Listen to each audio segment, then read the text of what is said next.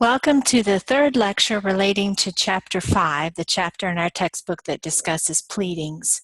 I'm going to go forward into where we were when we ended our last lecture.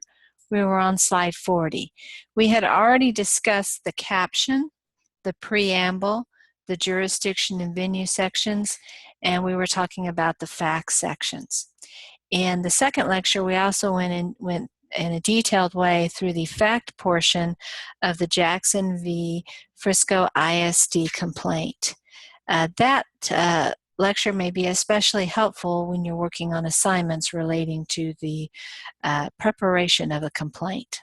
So let's go on. Let's talk about the cause of action, which of course is still related to the facts section. As we talked before, it's common for the plaintiff's attorney to separate the cause of action discussion from the fact discussion.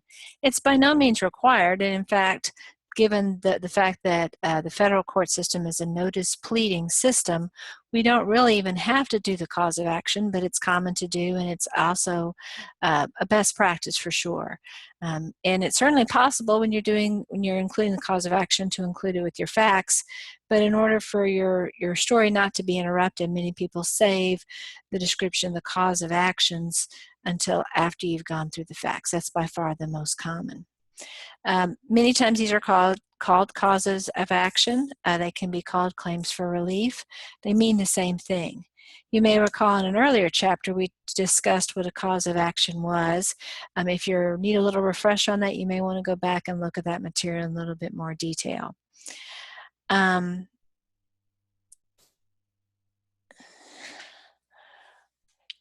Typically, when you get to the cause of action section, you're going to begin with a statement saying, hey, we're incorporating or at least the relevant facts from the facts section into the discussion of each one of these causes of action.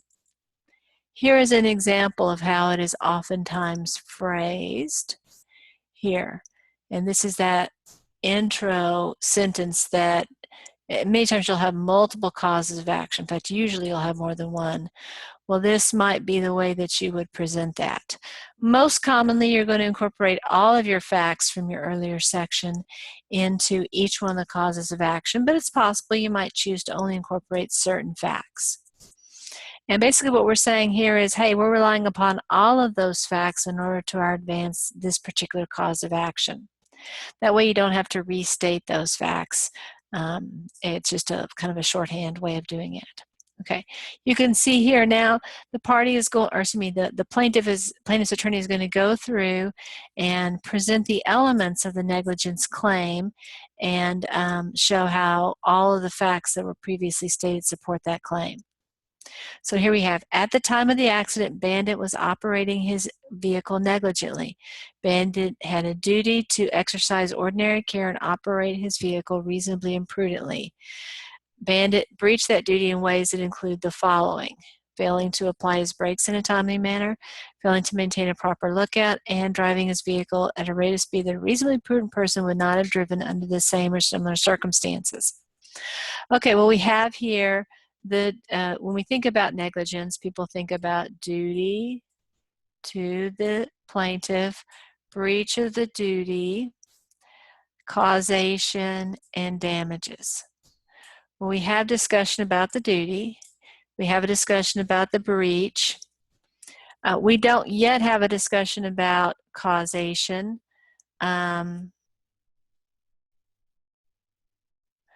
And we don't yet have a discussion about damages, but we can check off the first two things. And you can see how in this case, the author actually goes and hunts for facts from the facts section, section 3, and applies it to the facts.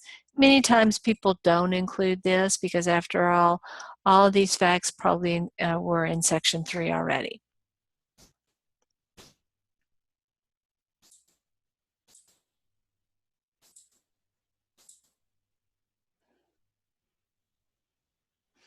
I guess that we're not going to go through and look at the causation and the damages section. I probably would have been in a little bit more detail and provided those facts as well in the negligence section. But, you know, again, it's not necessary. We're a notice pleading jurisdiction. For multiple causes of action, it's customary to plead them as separate counts, even if they're from the same transaction, because you might find that the same facts can be pled under various causes of action. And here we have it can be negligence or it can be intentional infliction of emotional distress. We'll see how this works in just a second when we look at Mr. Jackson's complaint. And you can see we're alleging these facts, and again we have this particular statement that we just saw from the previous one, and now we're going to go into count 2, and so we'll restate this paragraph 6. Obviously I'll have a different number. It probably is the beginning section of this next section. Sometimes you might assert certain facts against only certain of the defendants. In this case, we're only asserting against one of the defendants. And for example, in a case like this, maybe if it were a car accident case, you're asserting certain claims against the owner of the car and certain claims against the driver of the car, for example. So you don't have to assert every single claim against every single one of the defendants. You can also present alternative or inconsistent counts. For example, you may not be sure exactly how something happened. You may think that the defendant was drunk at the time of the accident, or you may think that he was distracted on his phone. You aren't sure that either one of those are correct, but those seem like reasonable interpretations. So you might have one count where you talk about him being a DWI, another count where you're talking about him being distracted. Both may be true, or only one or the other may be true. Sometimes they're mutually exclusive. Either fact 1 is true or fact 2 is true. It's okay to plead in the alternative. Now you may think to yourself, but I'm supposed to be honest. Well, again, at this stage of the activity, you haven't had an opportunity to go through the discovery process. And so it's as long as you have a reasonable basis for each one of your theories, it's okay to plead in the alternative. For example, let's say in the car accident case, the bodies of the defendant was ejected from the car. So you may not be able to know whether he was driving or his companion was driving. So you might sue them both, and in one of the causes of action you assert that Bob is driving, and the other cause of action you assert Larry was driving. Obviously only one or the other was driving, and so one is correct and one is incorrect, but given the facts that you understand, either theory would be reasonable. That's okay to argue in the alternative in the cause of action section, or even in the fact section. Let's talk a little bit about damages. There are lots of different types of damages, and that's going to be another section in the lawsuit. Actually, before we do damages, let's go and talk about the Jackson case. Okay. You may recall, this is going back to our second lecture, we talked about conditions precedents needing to specifically be pled. That's a Rule 9 issue. You don't need to know the Rule 9 number. One of the conditions for a racial discrimination employment case is that the party has to have filed a charge of discrimination with the EOC, and they have to have gotten a right to sue letter. That is a condition precedent, meaning that both of those events have to have occurred before Mr. Jackson has the legal right to file his lawsuit. And so therefore, it is required that those be specifically stated in the lawsuit, be proved with particularity. And you can see that's what happens in this section. We say Mr. Jackson filed a charge of discrimination with the Equal Employment Opportunity Commission on April 11, 2012. We could go ahead and compare it to our facts. This was back after this walkthrough, but before Ms. Castilla's walkthrough. And it was shortly after Ms. Palacios informed Mr. Jackson about the fact that his contract was not likely to be renewed. Now you might think to yourself, well gosh, shouldn't this fact be in chronological order? Shouldn't we move paragraph 32 and put it between paragraph 24 and 25? Well, it is true that we talk a lot about in legal writing in a chronological order. And if this were an event in the story, then it would make sense to put it in that place. I'm not saying that it would be wrong to include it there, but you would need to also include it down here. because this is one of the facts that is a condition precedent to filing the lawsuit. And you may say, well, why would you want to include it in two places? Well, really for two separate purposes. You're including it here because you have to have filed this document in order to file your lawsuit. So that's why you're including it here. The reason that you might have wanted to include it up here, though, is that one of Mr. Jackson's claims is that he was a victim of retaliation. And the retaliation claim is that he was asserting his rights to be free from racial discrimination, and because he asserted that right, he was subject to retaliation. Well, one of the main facts that shows that he asserted that right would be the fact that he filed a charge of discrimination. And so events that happened after April 11th, 2012, especially after the employer was served with the charge, that would be when you would expect the retaliation to occur. And so knowing that timeline could be helpful.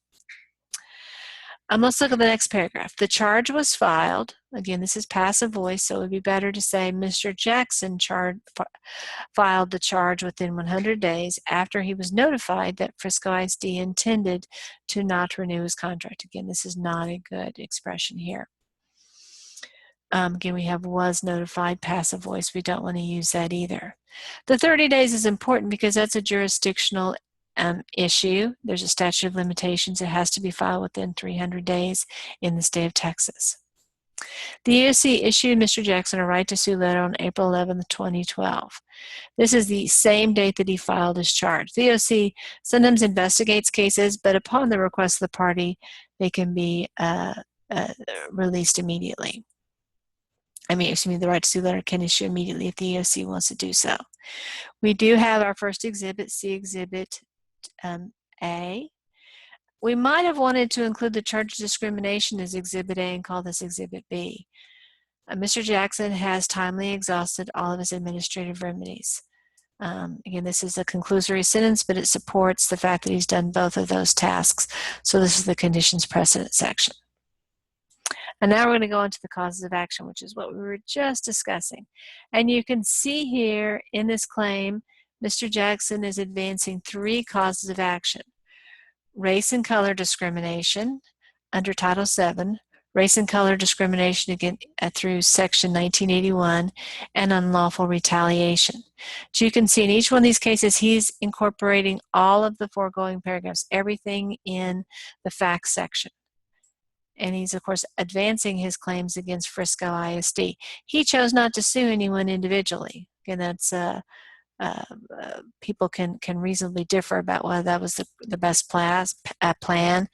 Certainly an argument could be made that he should have listed the coach, Sam, and also Ms. Palacios and Mr. Smith, perhaps even Mr. Reedy. Dr. Reedy would have been a good choice for individuals that he might have wanted to sue, but he chose not to do that. So basically the same facts are being used for all these complaints. At the end of the day, Mr. Jackson is saying, I was fired because of my race. I was fired because of my color. And for the most part, Title VII and Section 1981 claims involve many of the same requirements for those claims. And he's also saying not only was I subject to racial discrimination, but I was also retaliated against. This is the statute. This is Title VII.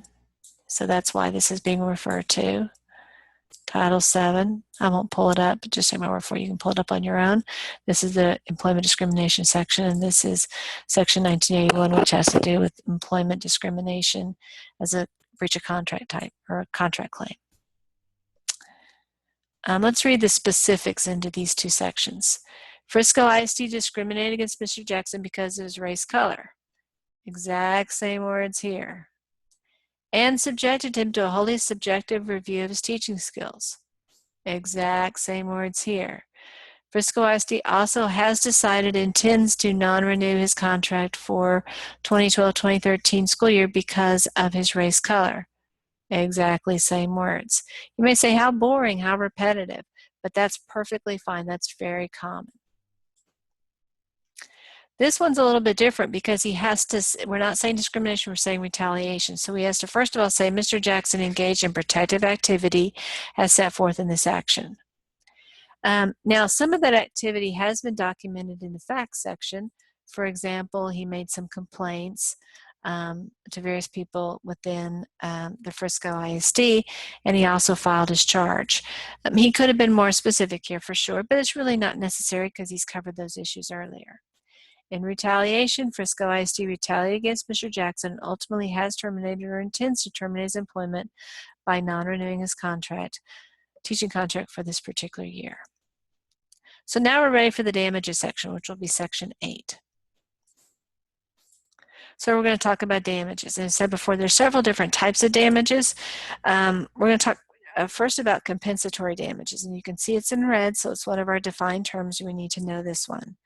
Compensatory damages, what are their monetary damages? This is a legal remedy. Let me go ahead and annotate here. A legal remedy as opposed to an equitable remedy.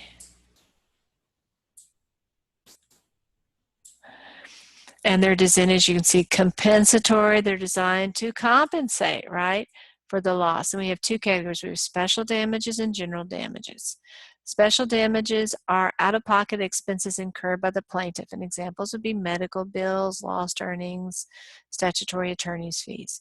Then we have general damages, and these are things like pain and suffering, loss of reputation, loss of consortium. Again, this term is in red, so you want to be aware of that. So those are examples, special and general damages.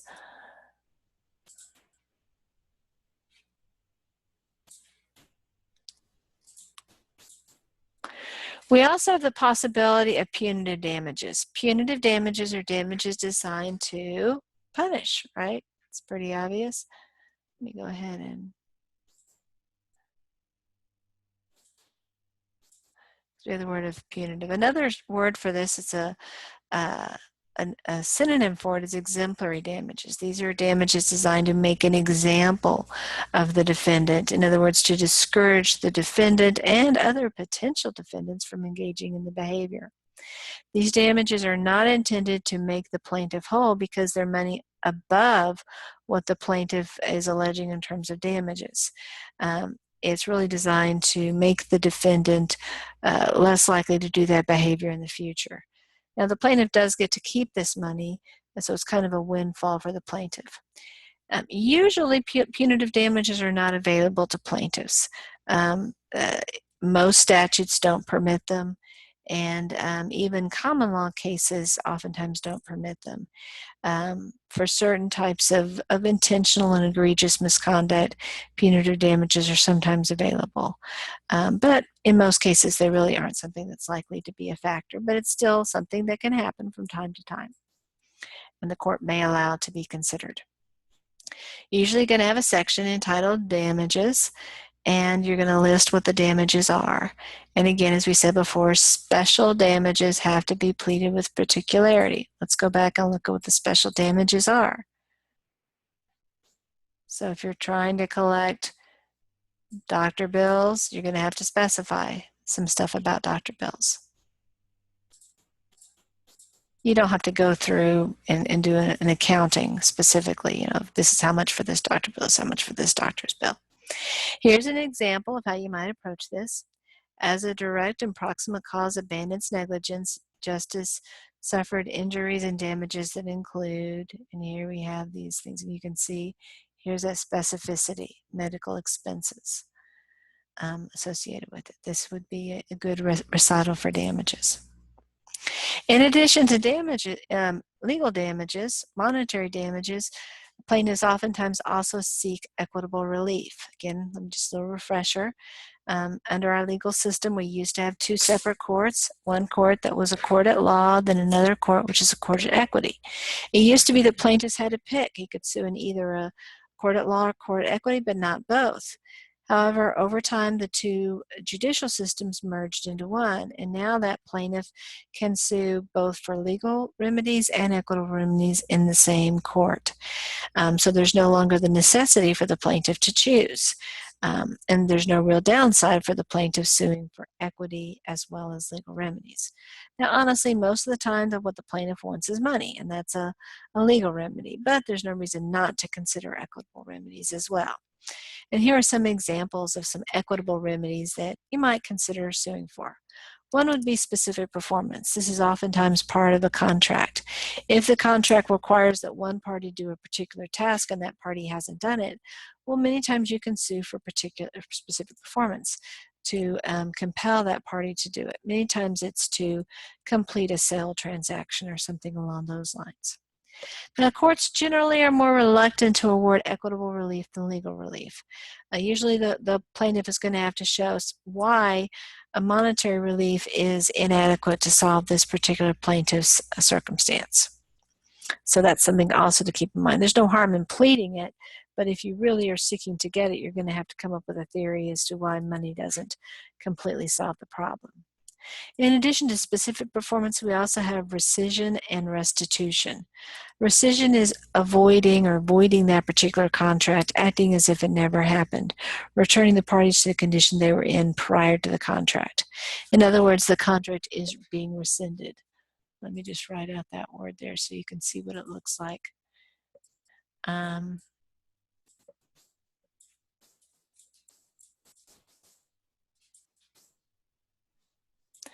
So rescind is the term.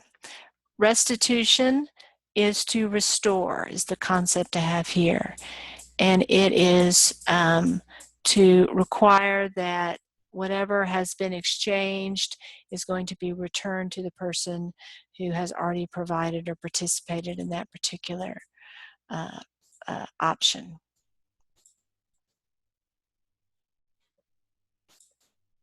Oops.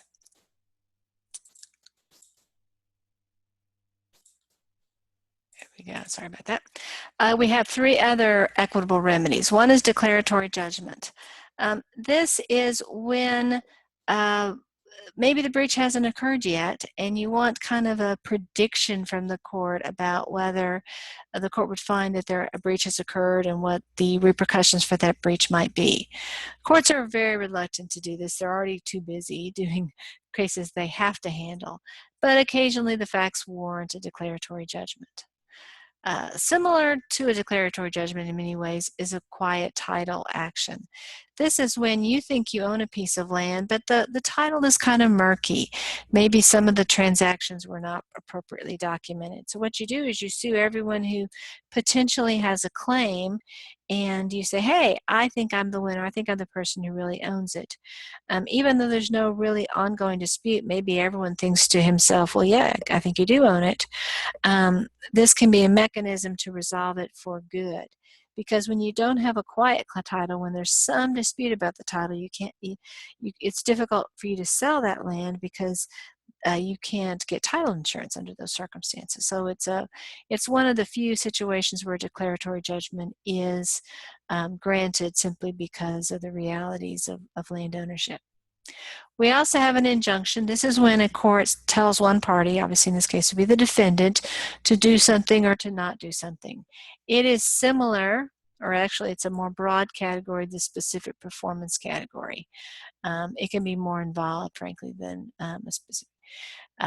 Many times an injunction is simply to comply with the law. For example, in Mr. Jackson's case, Mr. Jackson could have requested an injunction ordering Frisco Independent School District to comply with Title VII. You may say, well, gosh, you already had to comply with the law. You don't need an injunction to tell somebody to do that. Well, that's true. You don't have to, but if a person violates an injunction, he's not only violated the law, but he's also violated a court order, and now he's in contempt of court. So it puts more teeth into that already existing obligation. Here's an example of what you might see for a declaratory judgment. Justice asks this court to enter judgment declaring that the sales contract between Justice and Bandit is void and unenforceable as a result of fraud in a real estate transaction on the part of Bandit, or in the strict alternative as a result of mutual mistake. So that might be an example of a declaratory judgment equitable relief request. I'm going to end right here and go to our Jackson lawsuit and look at the damages here. A couple of things occur to me when I see this. It's probably a better practice to start this particular section. Let me go ahead and annotate here.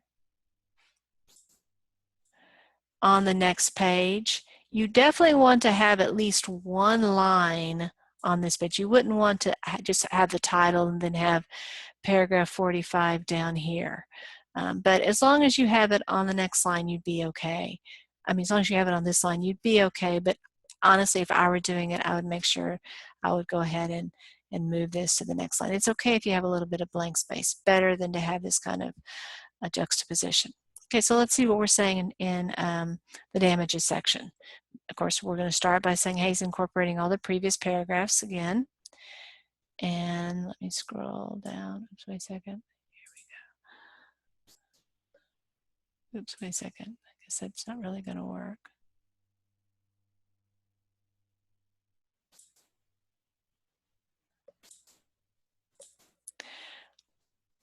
Okay, so we have here a list of things that Mr. Jackson's suing for. Back pay, front pay, pre-judgment and post-judgment interest, and compensatory damages. And now we also have punitive damages. You may have been wondering earlier, well, why is Mr. Jackson suing under Section 1981 in addition to Title VII? Well, this is one of the big reasons. There's another reason we'll see in a second. You can get some punitive damages under, actually this is, you can get some punitive damages under Title VII, but you can get a lot more punitive damages under Section 1981. And then we can also see under 1981, we have back pay and compensatory damages again. And again, this willful claim has to do with Title VII, and that would be punitive damages as well. Then he smartly includes a blanket statement. He wants all the goodies he's entitled to under the law. So that's another useful thing to include in your pleadings. So at this point, I'm going to go ahead and end this lecture. We will continue on to talk about other aspects of the complaint in Lecture 4. Thank you for your attention,